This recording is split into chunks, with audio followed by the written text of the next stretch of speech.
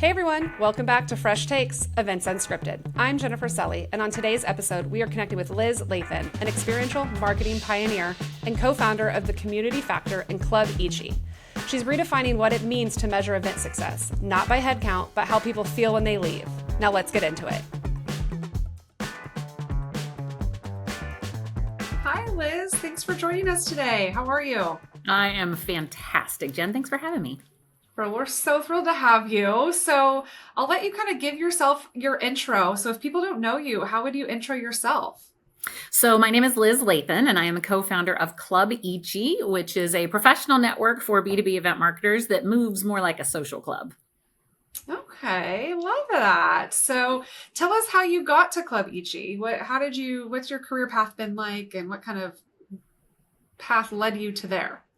My whole background is all corporate event marketing. So I led global event teams at a couple of the Fortune 50 companies for 20-ish years, a little bit of time in the association world as well, running conferences and education programs. And really the community that is now Club Ichi formed along the way out of my need to find people like me that I could talk to. Because when you are in a company, it's hard to get a different perspective from people because, you're running a team and you can ask your leadership certain questions, but you also don't want to seem like you don't know what you're doing, even sometimes when you don't.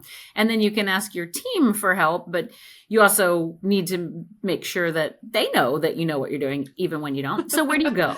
And so over the years of just creating my own network and community of people that I've met through industry events, the community really kind of formed of other people with the same challenge. Like, I need to talk to someone like me at another company. And then the someone's like you move to other companies and everybody kind of does that shuffling of different jobs. And turns out your network just grows exponentially. So we really thought, how do we pull these people together and make it a place where everyone can share? So, and then my experience, in professional associations was always that the supplier side were charged 2 or 3 times the amount of the buyer side, which just puts everyone in an awkward position of now the suppliers feel like they have to go sell stuff in order to make up that money they're investing. And then the buyers are kind of turning their name badge over because they don't want to be sold to all the time. So we're like, that's not this vibe. This is everyone's charged the same amount. Everybody gets to be a member. We are all first name basis, equal footing. We're just here to share and learn. And heck, maybe we do business together.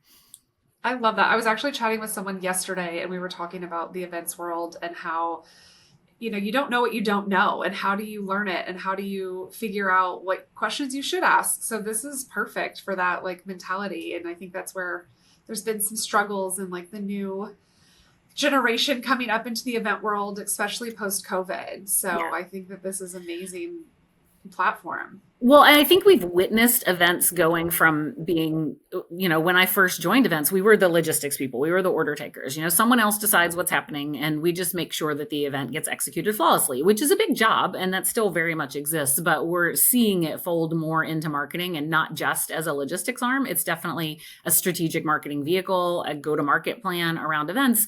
And so to watch the elevation of the event profession become more of a marketing profession with a specialty in events, there's no degree in that. You can go to school for hospitality, you can get certifications for how to run events, but to understand the marketing strategy piece of it and to have those type of conversations that you can take to the C-suite, that you can present to your VPs, that's really the hole that we found.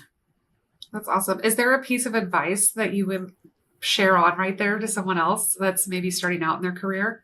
I think have as many informational interview conversations as you have. You land at any company, anywhere with your foot in the door, just have coffee, have lunch with people, do Zooms, meet everybody and ask, what does RevOps do? What does marketing ops do? What does the demand gen team do? And just try to learn it. I mean, that's the only way to really put all those pieces together. Otherwise, you're especially new in your career, you're stuck doing the job people hand you. And you want to figure out what else exists. That's so true. And I fell into this industry. So, I didn't really know what I was getting myself into. And, here I am 15 years later loving it. But I didn't know how to get to the next place and the next step in the path because I just didn't know. So I love to hear that that's a great piece of advice. I think I would have liked to hear that as a younger self. So you measure success in feelings, not numbers. So walk us through your return on emotion framework. Okay, well, you definitely measure success in numbers, but return on emotion is a way to help you get to those numbers. So, return on investment is the number one way that we're going to measure all of our events. We want to make sure for every dollar we're putting in, we're getting more than $1 out. But how can you predict that ROI? So, we did this research study a few years ago. It was around the time that a lot of research was coming out saying, like, 80% of decisions are made on emotion and, all this stuff, but no one ever told us which emotions these decisions were based on. And, is it fear? Is it, desire? What are they? And so we put together a research study to try to figure out, hey, what emotions are driving the environment for business? Because that was our intent, taking an event angle. How do you create an event that is the right vibe for people to want to do business together? And then who benefits the most from that experience? Is it the people putting on the event? Is it the attendees with each other? Or is it the sponsors that are paying to be part of it? And so those are the three cohorts that we studied. And our theory going in, my business partner, Nicole Ashibodu, and I had this theory that it was happiness. If you could create an environment that was truly joyful and happy, then people would want to do business together. So we did this year-long research study, and it turns out it was not happiness.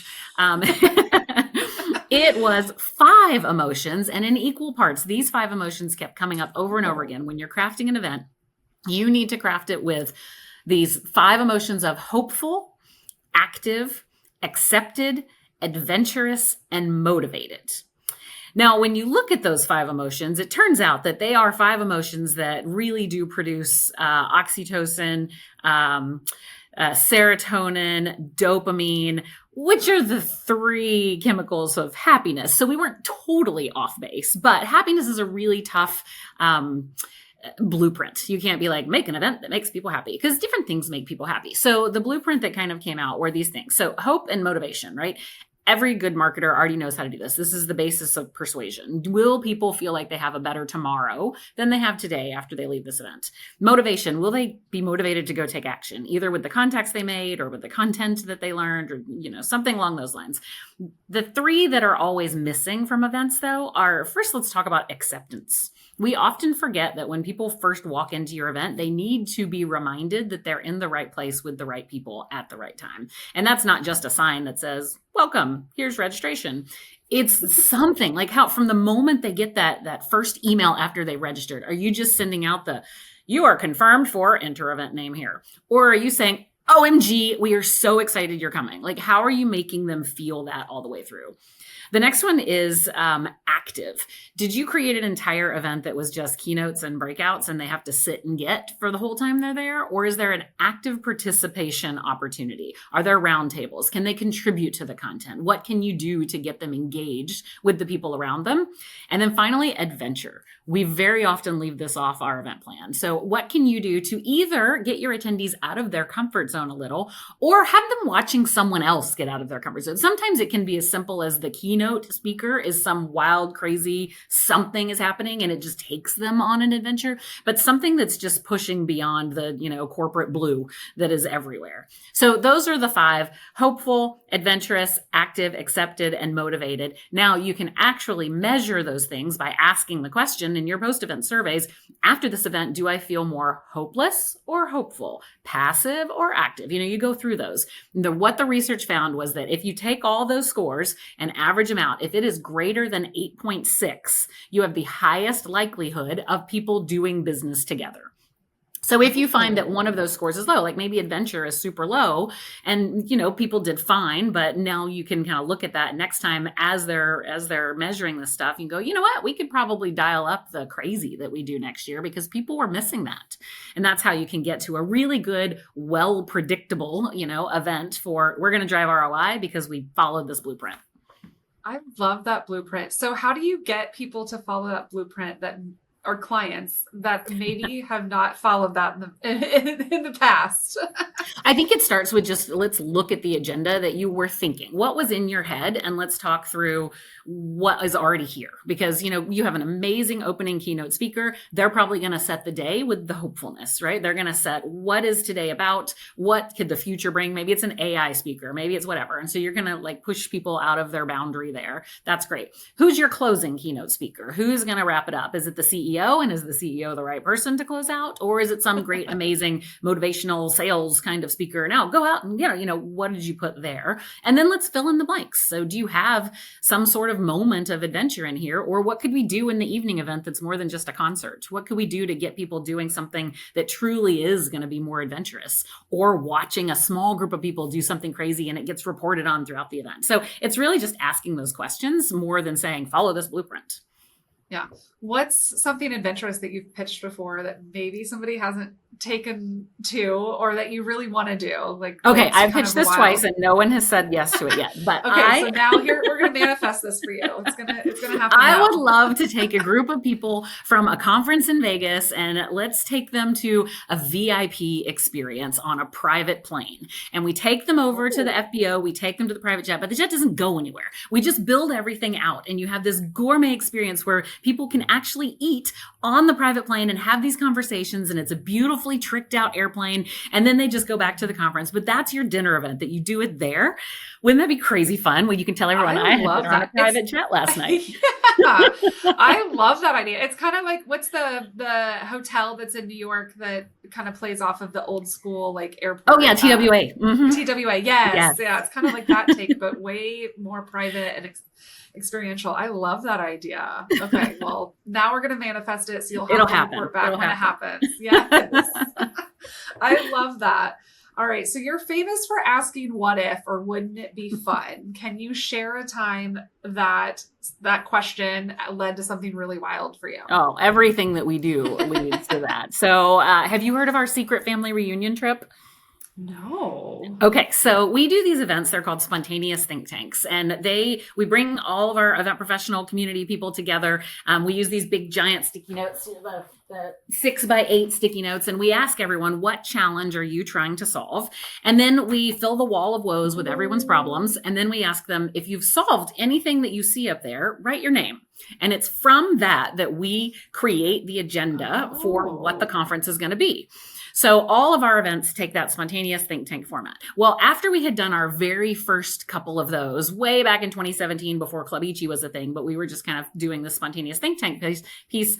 The people at the end, we have a retrospective where we ask, what's one thing you loved and one thing we should change for next time? And what kept coming up over and over again was, I don't know how in less than 48 hours, you made me feel like I have a whole new family I never knew I had before. And so this what if kind of came out because I was like, it would be really cool is after a few times we do a family reunion. We do a few of these events more and we just create a family reunion. And then Nicole goes, what if it was a secret family reunion where no one knew where we were going? And we're like, So Secret Family Reunion was born, which is a spontaneous think tank. And we did the first one in 2019, where we invited 80 experiential marketers to meet us at JFK. We actually did rent out the TWA hotel, had our reveal party. We told them to pack for 6 days, 65 degrees, and bring a passport. We told them nothing else. And when they arrived on site, we did a big reveal party. We dropped the banner and it said Tuscany. And we chartered a plane and we took them to Tuscany. It was magical. Yeah. That is amazing. I love that. Then, that was 2019 and then COVID hit and we couldn't go to secret places because people needed to know where they were going, whatever. But now it's coming back. So we're bringing back the secret trip next year. Oh, that's exciting. Okay. So how many have you done then? So this will be the second world's first secret business trip. Oh, I love that. That's so exciting. Yeah. Okay. I can't wait to hear where this one is going.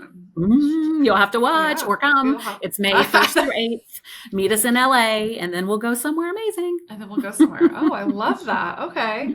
And then our other what if that we did, I would say came from last year. We did our barefoot business retreat on a chartered yacht in Croatia. And so we were talking about, okay, we're going to bop around to the Dalmatian Islands. We'll do all of our think tank sessions on the ship. And then Nicole was like, what if we held all of our conference sessions on inflatable unicorns? Like, that sounds great. So we had some of the community pitch in, and we bought 4 giant inflatable unicorns that hold 8 people each. And we had 4 conference sessions on the unicorns outside it was amazing. Okay, that is amazing. I love that idea. Now I'm like, side note, I'm blocking May 1st through the 8th. I'm now joining. I'm signing up. I'm in. You've got me at inflatable unicorns. Yeah. So, Club Ichi has grown incredibly fast. So how do you keep up with the intimacy to keep it still that small, intimate feel and getting what you need from it? It is a challenge to have such scale, right? We've gone from 0 to over 400 insiders, and then we have a couple hundred job seekers in the community too. So well over 700 folks just active in the Slack channel alone, not to mention the 11,000 people on the email list getting the newsletters and all that stuff. So it's definitely a challenge. However, I would say that we are kind of face first, right? Nicole and I are in as much as we can be. We're always on video. We're always sharing ideas and stories and all the fun things. But I think the way that we can scale is to have the community involved. And that's why it's a community. It's not, an organization that has formal structure of any kind and leaders and board members or anything like that. It's more people helping people. So even in the Slack channel, we've got a couple of channels that have channel champions, and it's their job to just keep an eye on the conversation that's going in and tag somebody in if something has gone unanswered for too long, and just be the host of that channel. And as we start expanding, the thing we're looking at next, we have city pods. There's some channels in Slack where people are like, we've got a group in Nashville, a group in Seattle, whatever. Starting to bring those out to in person and have city pod leaders that can put stuff together, and how we really build that, because this is very much it's kind of hand-to-hand combat, right? Like it's human to human, and it's really growing by referral more than anything. That's awesome. It's so true. We all want a community and to feel a part of. And I think this brings the educational component of like growth and where you need to go and how to ask those questions to like such a personal level. It's amazing. I love that. So what's an outdated event element that you would love to renovate tomorrow and change? Panel discussions. I hate panel discussions. I don't mind a good panel when it's more like this, when it's a podcast, it's people talking. It's, I'm not overly prepped with all the questions so that I have to memorize my answer, or my answer's on a freaking confidence monitor because the legal team forced me to read a certain thing like that. That's when they get so bad. Or a panel discussion with more than 5 people where they're all up there. Well, let's talk to you first, Jane. Who are you? Like, oh God, they're just like, I don't think I've sat through a panel discussion where I wasn't just on my phone the whole time, like ever. That's so true. So how would you change a panel discussion? I think people can be prepped with the content. They can be prepped with some of the questions, but the facilitator, the host, needs to move and flow and have conversation and jump around. And the panelists need to be willing to be like, oh, I want to pitch into that, and like be part of it, not just wait to be asked their question. It's like you're playing a game of baseball and you're just going to like, I'm only going to throw it to that guy, right? And then, the other people just sit there waiting. They don't play as a team. And I think the panel discussion should be a team, should be a conversation, should be like a fishbowl of people like watching what's going to happen. Well, it's so true. I was just at a conference 2 weeks ago, and there was a panel discussion that there was a woman who was jumping in, and you could tell like she was going kind of off the cuff. And I loved it because, again, like as you mentioned, you're right. Like panel discussions, what do? I end up on my phone. And then I could tell like she had really good thoughts, but it was based off of like the comments that people were saying and the answers and like changing the trajectory of the conversation. And it was so good. It was one of my favorite sessions from that conference. Yes. But you could definitely tell it was interesting to see some of the other faces of the panelists. And if you can get that kind of moderator, that kind of person, and make sure your panelists are cool with that, and then you change the whole thing to being a conversation with industry experts, not a panel discussion of industry experts, then people can go in understanding, oh, this is cool. And maybe they're capturing it for podcast content later. And so it feels like that. Like, would you ever listen to a podcast that was just a recorded panel? No, that sounds awful. No, it's got to catch my attention pretty quickly. I think like everyone's. And if it's going to be boring, I'm out. Exactly. So, I love, how you're all about the human connection and the human magic, that kind of thing. So with AI coming into play, how does that fit for you? Like, what are your takeaways on how to like merge them together? Yeah, well, we intend to completely step out and only have our AI avatars running everything. That's really the ultimate objective. I'm going to just sit on the beach. That's the goal. Sign me up for that. I think, we even heard Sam Altman say it from OpenAI that the more technology that we put in place, the more people are going to want the human connections. And so I think as we grow this really small micro event, regional connections, and people that are truly sharing their challenges with each other, that is the way to grow in this AI world. But I think we need to arm each other and ourselves with how we can become more productive and efficient using the AI tools. So we have an AI hackathon that we're running inside the community right now, which is we got a bunch of people to volunteer for different work streams, marketing, production, content, all the different work streams. And we're going to do an event, a virtual event at the end of September that will be very meta. Like it's an AI conference about how we put on an AI conference using as much AI as possible. And so each week our planning meetings are live streamed to YouTube, and each of the work stream leaders are sharing. Like this week, the last week it was, for my work stream, here are all of the challenges I think AI could solve. And now this week's meeting coming up is going to be, here are the tools I think could help solve some of these challenges. And then the following week is going to be, here's the tools we've chosen and what we're doing. So everybody can see how we can use the stuff, and then land at the end where it'll be like, here's what we did and how we did it and how we used it and what we had to learn and what didn't work. It's going to be fun. That's awesome. I love that. Are you building any AI tools like on your guys' own, or is it all tools that are kind of already out there? Right now, we're taking what tools exist, what tools are out there. But we have some developers actually inside Club Ichi. It's an amazing ecosystem of people. And there's some tech folks in there that are developers and that are infusing AI into their own tools. And so they're leveraging the community to ask these questions. What would you use? What are you afraid of? What do you want to see? So we get to be a part of that, which is super cool. But at the moment, we do have some cool super secret squirrel stuff happening, like with our Slack channel and being able to do some AI reporting. And we have a little bot. Her name is Darlene, and she manages. So my husband actually coded her, and she manages all of the data so that from a membership perspective, I can see who's the most active in Slack, I get all these amazing, beautiful analytics. And then I can tag people and celebrate people. And our community manager, Stephanie, she's able to get that report. And at the end of every month go, here are the most active folks in Slack. Here are the most active new people. And so we have some really cool insights from that.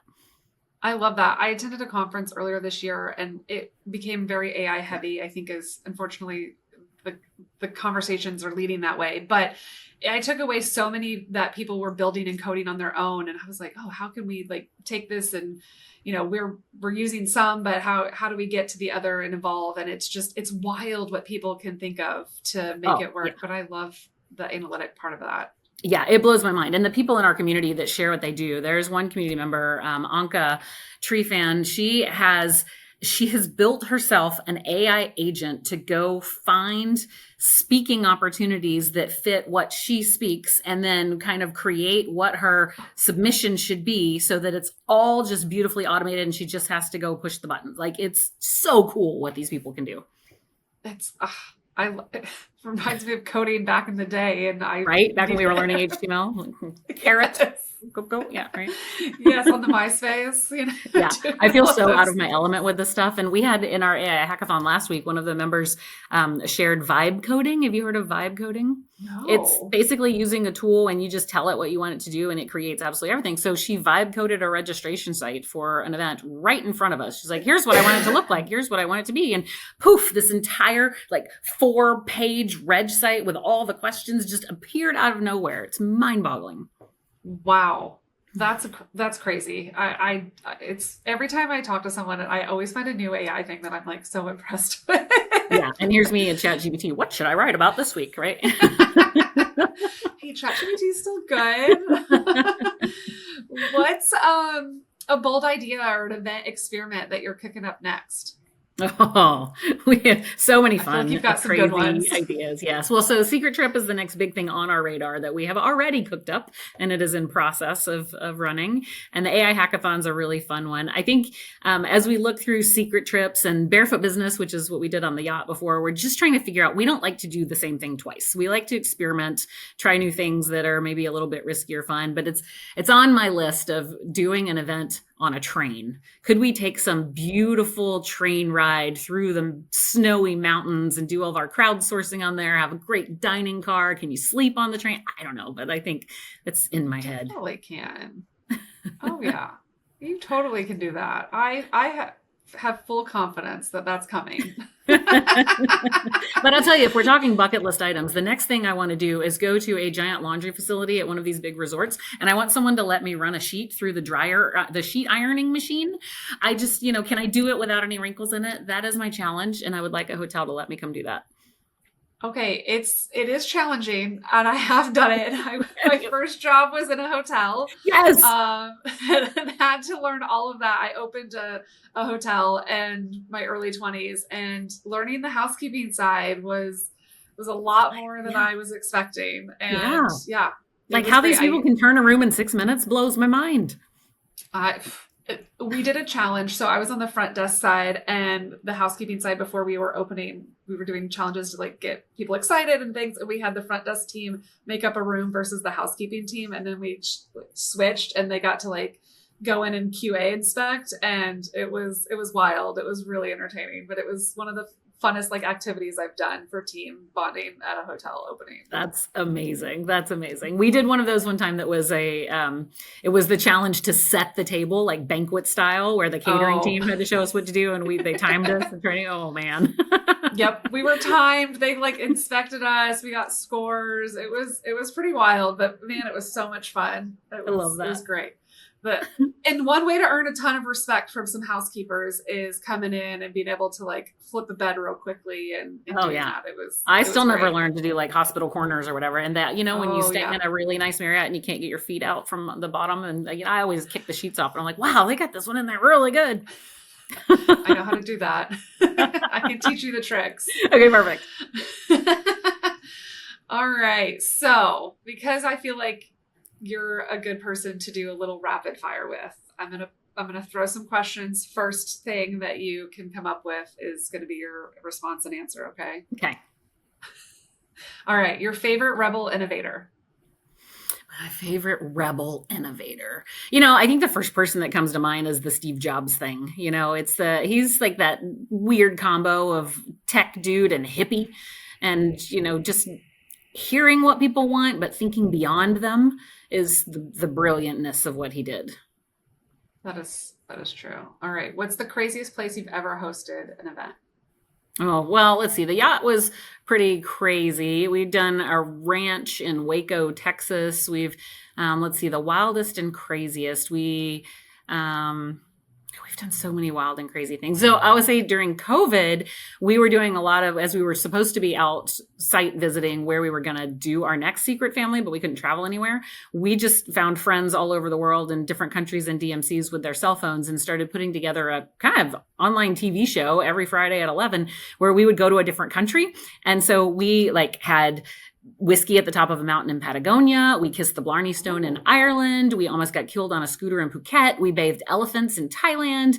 We did the most amazing things. And then after COVID kind of ended, we tried to go visit. So we went to 28 countries during COVID virtually, to the point that when I had to turn back in my global entry, I was like, wait, did I actually go there? Or was it just on screen? But then we've been working our way through those. I think we've made it to 13 of those 28 now, trying to visit the people that we met along the way. Oh, I love that. I love that you're doing like a follow-up for it. That's amazing. So fun. All right. So I feel like my next question was, where do you want to host an event? But I feel like you've already checked that with a train. So is there another place that you like? Okay. So I'm dying to do Argentina. So the team in Argentina, there's a DMC there called Alchemy that we worked with them through COVID, and we did all of these amazing virtual adventures of tango and the Patagonia, that so many amazing things. And we are trying to get a group and bring them to Argentina. That I even got to go on a fam trip there. So I got to do all the stuff. And I'm desperate to do an event down there. And the timing has not worked out with, them being busy and how we're going to do stuff. So it's still on my list. I'm hopefully going to get to do a barefoot business in Argentina at some point. That's still in my dream. Okay. I love that. What's a dream collaboration for you outside of the event world? So I was talking to Nicole about this earlier, and the first thing she said was dude wipes.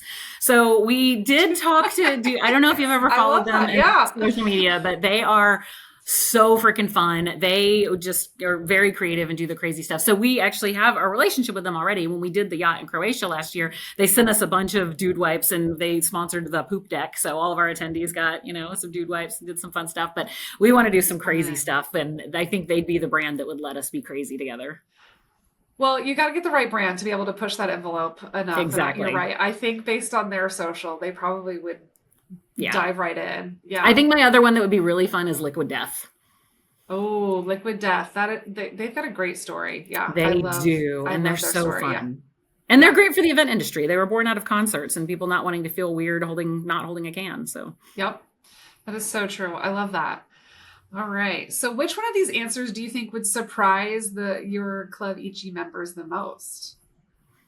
I'm not sure that they would be surprised. I'm kind of an open book. By any of You're like, I tell it all to them on my channels all the time. You really do, all the time. Okay, well, that's good. I like that. So love this. This has been really great. As we're kind of wrapping up, I've got a few more questions for you. Yeah. So what is one question that you wish that you've been asked that you've never been asked before?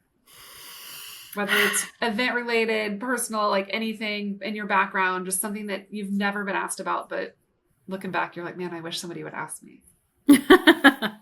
I don't know. I tried to think of one for this one too. And I was like, I just can't come up with anything that I've never really been asked. You do the 2 truths and a lie, you do all of the crazy stuff.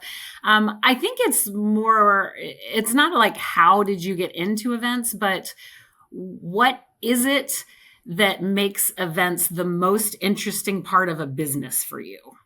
I don't think I've been asked it in that way, because it's whenever young people come and they tell me they want to join events or be on an event team, I'm like, well, what is it that you like? Oh, I love people. I'm like, well, then events might not be for you because people kind of thought. And, or they're like, oh, I planned my wedding. Like, cool. Have you ever not been your own client? Because that's really like step one is not work for yourself in some of those. And, but for me, I think it's the strategy around why events are the coolest place to be in the company. Because for me, I always felt when I was in corporate that I was the central hub of all knowledge and activity being in the event team. Because it was, strategy, marketing, PR, AR, like the product team, the sales team, the brand team, the executives, everybody comes to you because you are the central hub of some lightning strike moment that's happening. And it's not about, having all the answers or being in charge, but being so informed, you understand the full depth and breadth of the company that you're working at. And I think that the event people, honestly, it surprises me that more event people don't go from event director to VP to like CMO, because we have such a massive opportunity and understanding of the rest of the company that should be a very easy path. And I think that the event people aren't looking at it that way and they're not being as strategic as they could be. But we event folk are extremely resilient and resourceful and able to shift and do all of these things. Like, this is a great path. You're right. We have access, I think, to so much more in companies than people ever see. It's such a fair statement. I love that. So at Imprint, we get to have our fun titles because we have a real work hard, play hard mentality here. So I'm the Pixie Dust Guru, which means I get to sprinkle magic along the events that I plan. So if you were to pick a fun title, what would you pick and why? My business partner couldn't come up with anything either. I think that, what I'm already known as is the what if girl.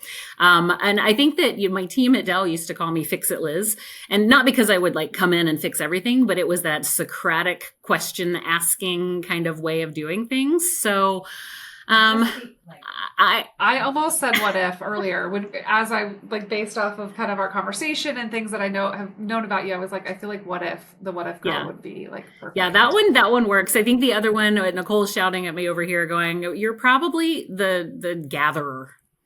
The gatherer. Because I think, that's what that's true. That's what you've done. Yeah. I don't want to be dropped into a room full of other people where I have to go work my way into conversations. I'm an extrovert, but that drains me. That is not my vibe. But if I can create an environment that follows our HAM philosophy of return on emotion and bring people into it and know that I'm setting the tone and setting the vibe and creating that's me. I love that. Okay. So now where can people find you post this episode? Oh boy. LinkedIn is really where I live. So you can find me at Liz Lathan on LinkedIn. And then, of course, Club Ichi, weareichi.com. Come hang out with us. We do ridiculously fun things and you should do them too. Awesome. I love that. Well, thank you so much for connecting today and chatting. This was really, really good and insightful and very, very fun. Thanks for having me. It was a fun You brought conversation. great energy today to me for me. It was really nice afternoon chat. Yay. Same here.